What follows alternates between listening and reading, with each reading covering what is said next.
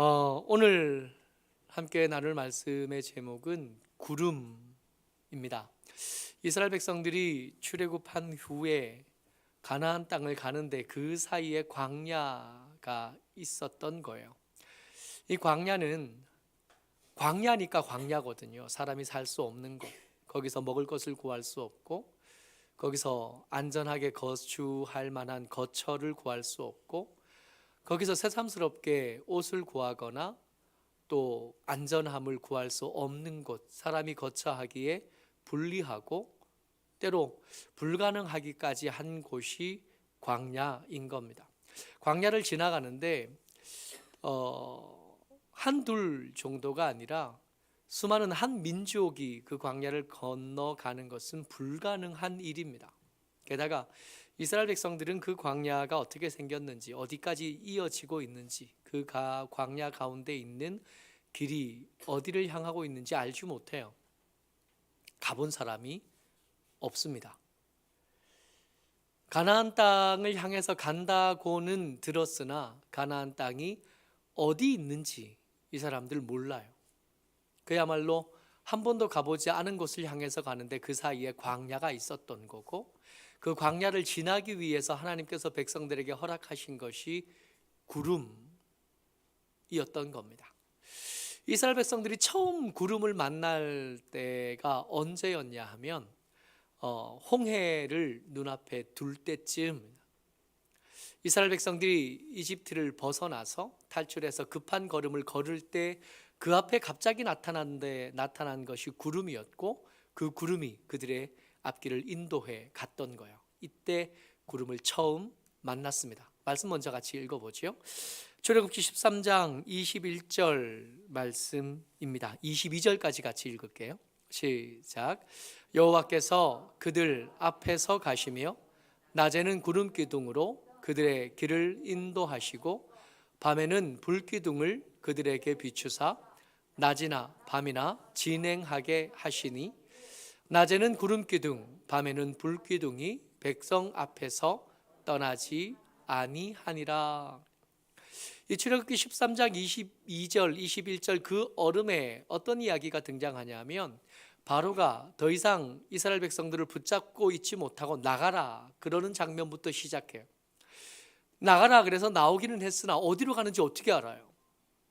노예로 살던 백성들이 애굽을 떠나서 그 국경을 지나서 그 바깥쪽으로 나가본 적이 없거든요. 그 길을 선택해서 가야 되는데 문제는 목적지는 알지만 그 목적지로 가는 방향이 어디여야 하는지 알지 못하는 이 백성들 앞에 나타난 게 구름 기둥이었던 겁니다.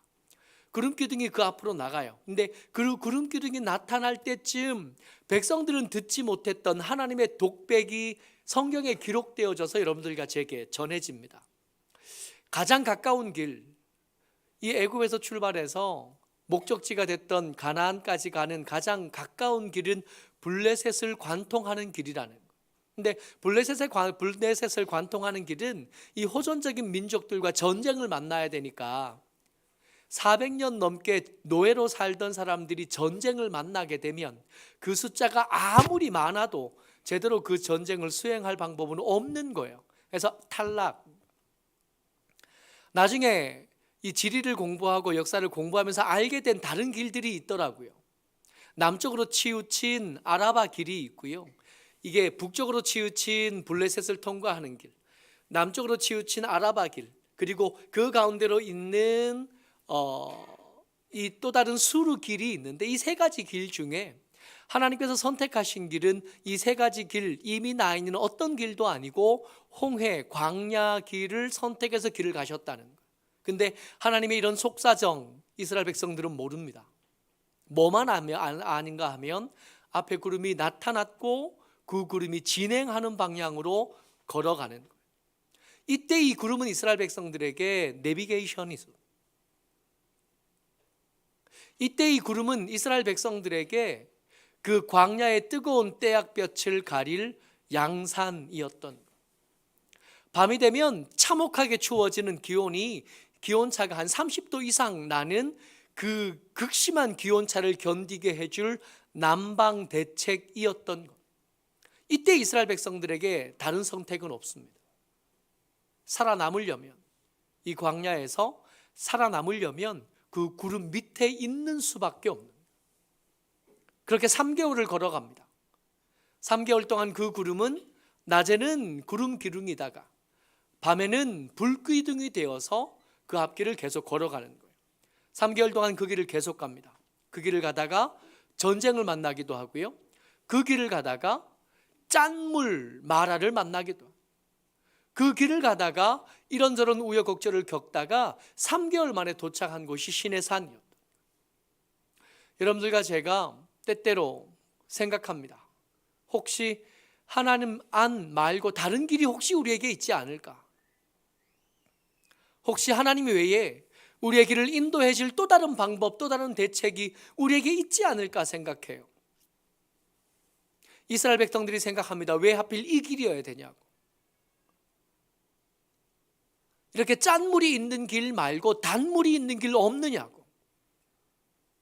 이렇게 전쟁을 만나는 길 말고 다른 길 없느냐고.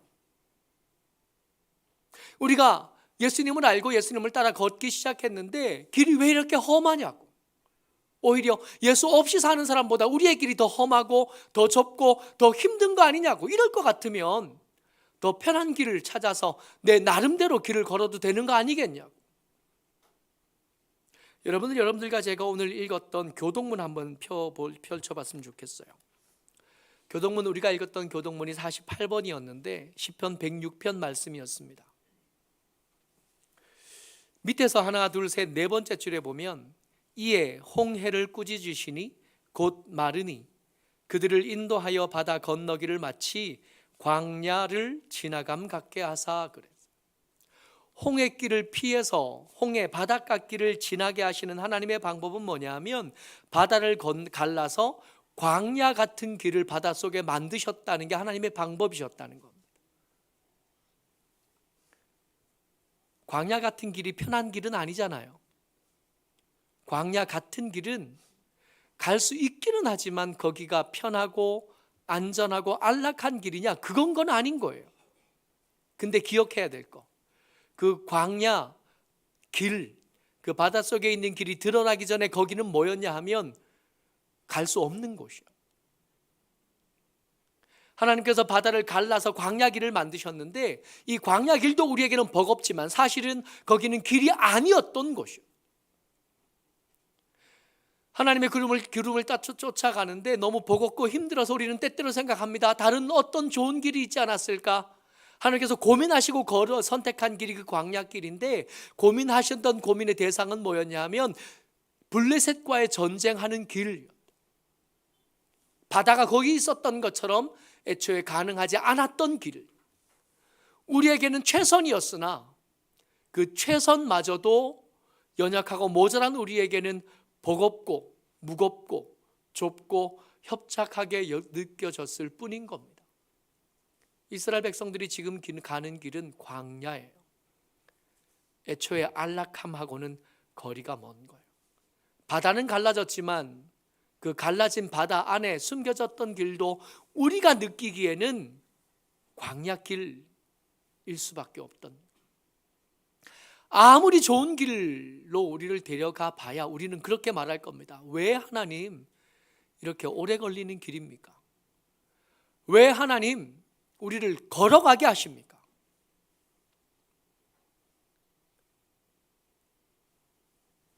요즘 중국에 MZ 세대들이 휠체어를 타고 다닌대요. 전동 휠체어 있잖아요. 근데 이게 다리가 불편한 사람들이 타고 다니는 게 아니라 멀쩡한 놈들이 그걸 타고 다니는 게 유행이래요. 길이 워낙 막히는데 이 전동 휠체어를 타면 전동 휠체어들이 갈 수 있는 길을 가는 거예요. 너무 편하고 좋대요. 그래서 전동 휠체어를 만드는 회사의 매출이 작년보다 60%나 늘었답니다. 우리 그럴 거예요. 아무리 좋은 길로 데려다 놔봐야 하나님 이거 왜 이런 길입니까? 더 좋은 길 없습니까? 이게 최선입니까? 하나님에게 따질 사람이 우리인 거예요. 여러분 착각하지 마세요. 하나님께서 우리를 인도하시는 그 길이 최선이었습니다. 그 최선도 우리에게는 버겁기는 하지만 그 길 외에 다른 길은 없는 거예요. 그 사이에 불평하는 백성들을 참고 참으시면서 3개월 만에 도착한 곳이 시내산입니다. 그 시내산에서 새로운 구름 하나를 만나는데 그 구름의 이름이 빽빽한 구름이에요. 이 빽빽한 구름을 보면서 이스라엘 백성들이 알게 되는 거 하나가 있어요. 우리가 매일 만났던, 왜 이 길이어야 하냐고 불평했던 그 구름이 사실은 그렇게 호락호락한 구름이 아니었다는 걸 시내산에서 도착해서 확인하게 됩니다. 19장이요. 출애굽기 19장 16절 말씀입니다. 같이 읽죠. 시작. 셋째 날 아침에 우레와 번개와 빽빽한 구름이 산 위에 있고 나팔 소리가 매우 크게 들리니 진중에 있는 모든 백성이 다 떨더라. 여러분, 그 구름의 원래 모습은 이런 모습이었다. 매일 하나님 왜 이런 길이어야 됩니까? 불평하는 백성들에게 만만하게 보였던 그 구름의 원래 모습은 감히 쳐다보기만 해도 무서운 모습이었다. 우레가 울리는, 번쩍번쩍한 거예요. 하늘이 깜깜해진 빽빽한 구름이 산 위에 그렇게 있는데 하나님께서 미리 말씀하셨습니다. 이 산 위에 아무도 올라오지 못하게, 울타리를 치고 누구도 그 경계를 넘어서지 못하게, 누구든지 함부로 넘다가 그가 죽을까. 어제까지 봤던 구름은 어떤 구름이었냐면 불평하면 불평을 받아주는 구름이요. 어떻게든 나를 살리려고, 어떻게든 나를 인도하고 이 시내산에 도착하기 위해서 봐주시던 구름이었다. 근데 그 구름이 진짜 모습을 드러내니까 그 구름 사이에 갔던 모세가 내려왔는데 그 모세도 보기가 무서운, 모세에게 부탁합니다. 하나님께서 직접 우리에게 말씀하지 않았으면 좋겠습니다. 그 하나님의 모습을 직접 우리가 보고 만나고 듣는 것은 너무 무서우니까 당신이 우리 가운데서 중개해서 당신에게 전해주시는 말씀을 하나님의 말씀인 줄 알겠으니 직접 말씀하시는 일은 없었으면 좋겠습니다. 여러분, 때때로 우리가 친구로 부르는 우리 하나님이 때때로 원망하기도 하고 불평하기도 하는 하나님이 사실은 우리의 원망을 들으실 만한 분이 아니셨던 거예요. 하나님의 진면목을 본 이스라엘 백성들은 그 앞에서 무릎이 떨리고 그 앞에서 생각이 그 가운데 있지를 않는 거예요. 아무 생각도 나지 않는 거예요. 그동안 우리가 하나님한테 무슨 짓을 했는지 다시 한번 또 떠올리게 되는 거예요. 왜 이런 길이어야 합니까? 그런 말은 감히 하나님께 할 수 없었던 말이에요. 얼마나 당신을 낮추시고 얼마나 당신을 절제하셨는지 그 시내산에 와서 알게 된 거예요.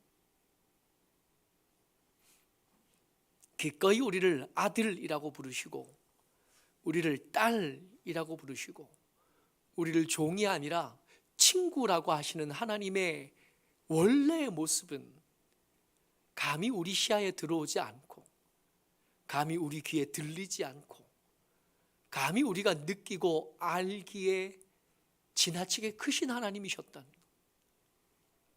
욥기를 읽어가는 중에 이제 드디어 하나님이 등장하셨잖아요. 38장, 39장을 읽으면서 하나님이 끊임없이 질문하십니다. 너희가 아느냐? 너희가 했느냐? 근데 그 질문들을 들으면서 여러분, 우리가 대답할 수 있는 게 한마디도 없다는 걸 알게 돼요. 어쩌면 여러분들과 저는 하나님하고 너무 친해요. 너무 친하다 보니까 그의 말을 가볍게 들어요. 어쩌면 여러분들과 저는 하나님에게 너무 익숙합니다. 너무 익숙하다 보니까 그 하나님에게 망령되이 행하면서도 그게 망령되다는 걸 인지하지 못하고 사는 거예요. 그러다가 어느 날 이 시내산에서 이 빽빽한 구름 가운데 임하시는 하나님을 만난 뒤에야 그동안 했던 말들, 그동안 했던 행동들, 그동안 했던 불평들을 후회하고 눈물을 흘릴 날이 언젠가 오게 될지도 모르겠습니다. 이스라엘 백성들이 그 시내산 밑에 와서야 알았어요. 하나님이 얼마나 두려운 분이시고 얼마나 크고 얼마나 무서운 분인지 그제서야 알게 된 거예요. 그의 음성을 한 자락이라도 듣는 게 얼마나 우리에게 치명적인 위험이 될 수 있는지를 알게 된 거예요. 홍해가 갈라지는 거예요. 쓴물이 단물이 되는 거예요?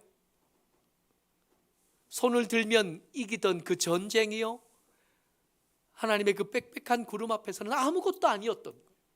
진짜 무서운 분은 전쟁이나 기근이나 우리의 삶에 일어난 여러 가지 문제들이 아니라 하나님 그분이 우리에게 정말 두려운 분이고 우리가 정말 조심해야 될 천지를 지으신 하나님이셨던 겁니다. 하나님의 진면목을 시내산에 와서야 알게 된 거예요. 아, 우리가 누리던 은혜가 아침마다 우리를 인도해 가시던, 떼약빛을 가려주시던, 추위를 막아주시던 그 하나님의 그 구름이 우리에게 얼마나 자비로운 것이었는지, 얼마나 큰 사랑이었고 큰 긍휼이었는지 우리가 그제야 알게 되는, 모쪼록 저와 여러분들 주의 은혜 가운데 주의 말씀을 듣고 나누면서 하나님을 경외하는 것, 하나님을 두려워하는 그 두려움이 회복되어지시기를 주의 이름으로 축복합니다. 그리고 성막이 완성됐어요. 그 시내산, 그 시내 광야에서 성막이 완성되고 나서 새로운 구름 또 하나를 만나게 되는데 그 구름의 이름이 항상 있는 구름입니다. 생전이 달려있던 구름에서 빽빽한 구름으로 이제 성막이 완성되어지면서 항상 있는 구름으로 그들에게 새로운 모습을 보여주셔요. 민수기 9장 15절 16절입니다. 같이 읽어요. 시작. 성막을 세운 날에 구름이 성막 곧 증거의 성막을 덮었고 저녁이 되면 성막 위에 불 모양 같은 것이 나타나서 아침까지 이르렀으되 항상 그러하여 낮에는 구름이 그것을 덮었고 밤이면 불 모양이 있었는데, 여기까지만. 구름의 위치가 바뀌었습니다. 이 성막이 완성되기 전까지는 어디에 있었냐면 산 위에 있던 구름이었어요. 백성들이 그 경계를 넘어서다가 혹시 죽을까 봐 엄격하게 경계를 짓고 울타리를 짓던 그 구름이 이제는 성막이 완성되어지면서 성막으로 왔어요. 우리가 자세히 읽진 않았지만 민수기 이 8장 9장을 넘어오면서 이 성막의 위치를 설명하는데, 성막의 위치는 어디냐 하면 백성들의 진 한가운데입니다. 백성들의 진 한가운데 성막이 위치하고 그 주변을 레위기 지파들이 이렇게 둘러싸서 막아요. 근데 둘러싸서 막는 이 지파들의 역할이 뭐냐 하면 밖에서 들어오는 부정한 것들이 침략 들어오는 것을 막는 것도 있지만 더 중요한 임무는 뭐냐 하면 백성들이 허락된 선 안쪽까지 들어오는 것들을 못하게 막는 게 이 레위인들의 역할입니다. 산 위에는 빽빽한 구름이 있었고 그 산 아래는 경계가 있었던 것처럼 진 가운데, 성막 가운데 하나님의 구름이 있었고 그 주위를, 울타리를 대신한 레위인들이 막아서고 있는 거예요. 백성들이 그 가운데로 더 들어오지 못하도록 일정한 선을 유지하도록 그렇게 진영을 짠 겁니다. 그리고 하나님의 구름은 거기에 항상 있었다는 거예요. 아침에는 구름의 모습으로, 저녁이 되면 불기둥의 모습으로 그 성막 위에서 항상 계셨다는 거예요. 항상 거기 있던 그 구름 아래서 백성들은 때때로 불평했어요. 항상 있는 그 구름 안에서 때때로 백성들은 다시 애굽으로 돌아갑시다 말했었던, 그 안에서 모압 왕의 유혹을 받아서 음행하기도 하고 그 아래서 하나님을 거절하고 반역하기도 하고 그 아래서 모세를 거역하기도 하고 그 아래서 불평하고 원망하는 삶을 38년 동안 계속 거기서 살아갔던 거예요. 신기한 거, 생각해 봐야 될 거. 그렇게 불평하고 우리가 다른 지도자를 뽑고 애굽으로 돌아가자 할 때 하나님의 구름은 여전히 거기 계셨다는, 하나님을 거절하고 하나님을 믿는 사람이 아니라 그저 그냥 보통 사람으로 살겠다고 말하는 그들 위해 하나님의 구름은 계속 거기 있었던 거예요. 여전히 광야인 거기에, 그 구름이 없으면 살 수 없는 거기에서, 그 구름이 없으면 버틸 수 없는 거기에서 백성들은 불평하고 있었는데 하나님은 그 불평들을 묵묵히 들어내셨던 거예요. 참아내셨던 거고 견뎌내셨던 거. 그 백성들에게 내가 너희를 그 40년 동안 너희를 다 죽이고 새로운 세대를 일으켜 세우겠다 말씀하실 때도, 그때도 그 구름은 거기를 떠나지 않고 계속 거기 있었다. 저녁이 되면 불기둥으로 바꿔주시고 아침이 되면 다시 구름 기둥으로 바꾸시면서 여전히 그들을 지키셨던 거예요. 우리가 하나님이 아니었던 게 얼마나 다행인지, 우리 중에 훌륭한 어떤 사람이 하나님이 아니셨던 게 얼마나 감사한지 저들이 잊어버린 거예요. 우리가 여기서 생존할 수 있는 건 저 구름 때문에, 저 하나님 때문에 생존할 수 있는 건데, 그것을 하나씩 잊어버리고 다시 소홀해지기 시작한.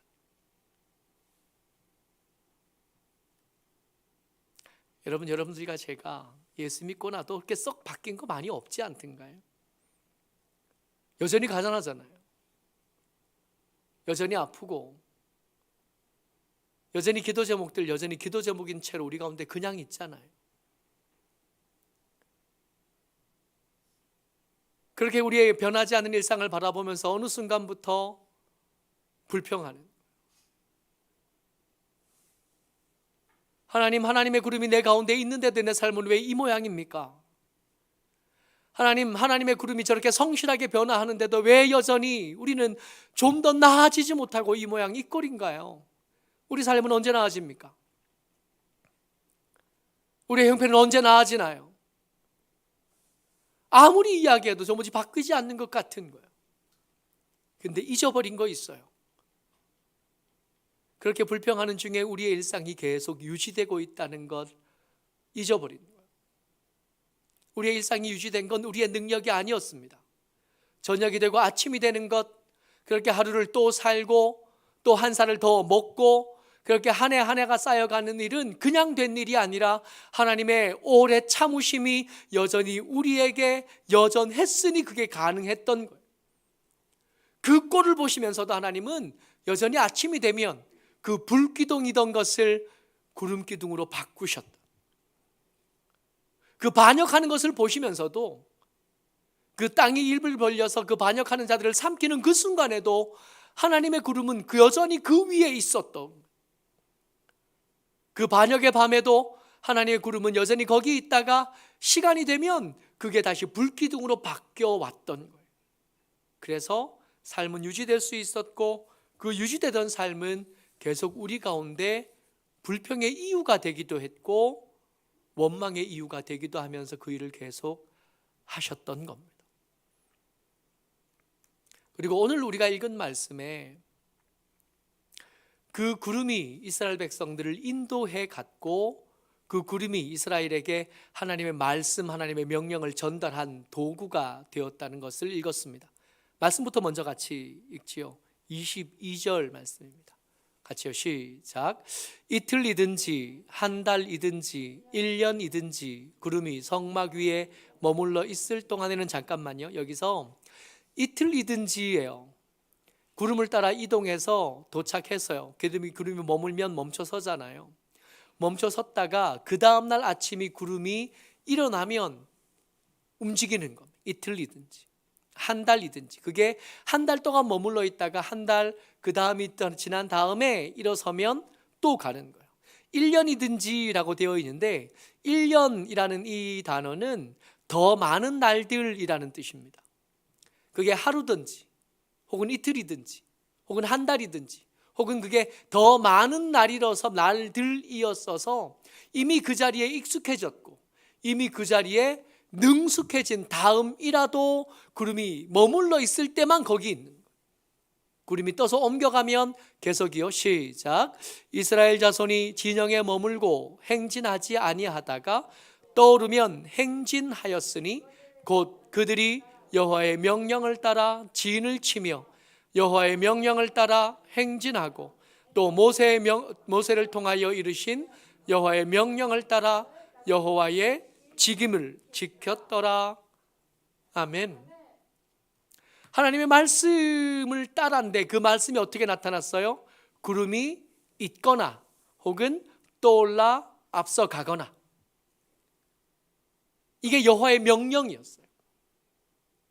이 여호와의 명령을 따라 사는 것을 뭐라고 말하냐 하면 여호와의 직임을 지켰더라라고 말합니다. 하나님의 말씀대로 사는 것, 처음에는 생존이었다, 하나님의 은혜였다, 우리의 일상을 유지할 힘이었던 것이 이제는 그 하나님의 말씀을 따라 사는 것이 우리에게 사명이 되어진 겁니다. 오늘 말씀의 제목이 구름이에요. 이 구름은 이스라엘 백성들에게 생존입니다. 다른 길이 있을 것 같지만 착각이에요. 더 좋은 다른 길이 있겠다 하는 속삭이는 소리에 속는 순간 우리의 인생은 망하게 될 수밖에 없는 겁니다. 하나님의 그 사랑이 얼마나 우리에게 컸는지 빽빽한 구름을 만나면서 알게 되었어요. 우리의 일상이 유지되는 것이 우리의 능력이 아니라 하나님의 봐주심, 하나님의 오래 참으심이라는 걸 알게 됐습니다. 그리고 그 구름을 통해서 하나님의 명령을 받고 우리에게 맡겨주신 직임, 우리에게 맡겨주신 직분, 우리에게 맡겨주신 사명을 감당해 가는 것, 이게 이스라엘 백성들이 광야를 지나는 방법이었습니다. 여러분, 광야도 만만하지 않지만 돌이켜보면 우리가 살아왔던 인생도 광야 못지 않았어요. 유혹이 많았고요. 우리를 흔들 만한 천지가 개벽하는 것 같은 위기도 우리 가운데 얼마든지 있었습니다. 그리고 특별한 일이 있지 않는 한, 여기서 특별한 일은 우리 인생을 마무리하고 하나님 앞에 가는 거예요. 그 특별한 일이 있지 않는 한 아마도 그 파도는 계속될 테고 그 어려움은 계속 반복될 겁니다. 계속 아플 거고 계속 어려울 거고 그 광야는 끝이 나지 않고 계속 우리 앞에 도사리고 있을 겁니다. 그런 우리에게 이 구름은 너무 중요한, 그때 우리에게 생존이 되어줄 구름, 우리의 길잡이가 되어질 구름인, 우리의 일상을 유지할 힘이 되어질 구름인, 우리가 어떻게 살아야 될 건지 우리의 길을 알려주는 사명이 될 거고 무엇을 해야 될 건지 알려주는 하나님의 말씀이 될 거예요. 여러분, 이게 구름이라는 게 얼마나 감사한 거예요.